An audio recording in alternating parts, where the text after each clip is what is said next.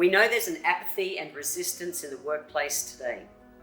Mental health challenges are at an all-time high, and mental health support has become a true business imperative, with employees needing and expecting sustainable and mentally healthy workplaces. Record numbers of employees applied for and switched jobs during the years 2021. And 42% of current remote workers say if their current company does not continue to offer remote working options long term, they will look for a job at a company that does.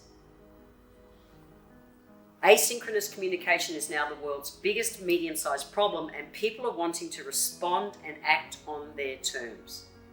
The hybrid workplace is real, and the great resignation continues. For many, it's been an incredibly tough time. The years 2021 were altered long enough for people to create whole new ways of being, and they liked it.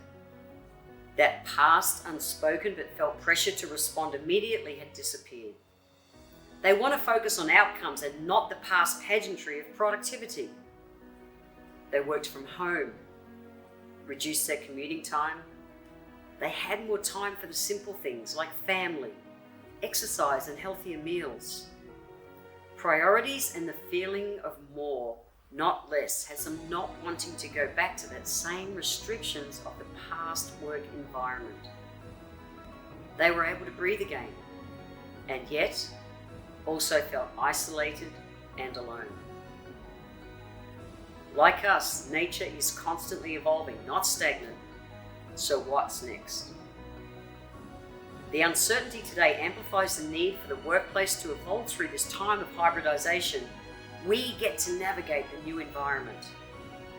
The goal is to adapt with ease and to learn to flourish. I traveled the globe for the last 20 years teaching how to adapt and evolve and how to prevent burnout in the workplace. 6 decades of life experience and more than 3 decades as a naturopath. I will help your team adapt at this time of uncertainty. I was able to flourish in 2021 when I too adapted and worked from home. The more we were isolated, the more people felt the need for community. And during those years, I helped create a community of 2,700 plus local female surfers, which became a vital part of my own mental health support and wellness strategy. We can rewrite our story just as I have in my 20s and again at 60.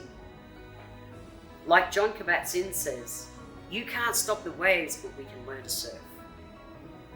In this keynote, I share lessons I've learned along the way that helped me adapt, be resilient, and flourish, including how to reframe the reality, managing the stories in our heads and our thoughts and our feelings, taking back control. How to have work-life balance, stay afloat, and surf the waves of our emotions while maintaining our lifestyle. And how to support our mental health through our gut and feed our brain, nourishing our minds to thrive. I'm Jennifer Jefferies, and I invite you to have me work with your team so that they too can flourish amidst this time of uncertainty and transition.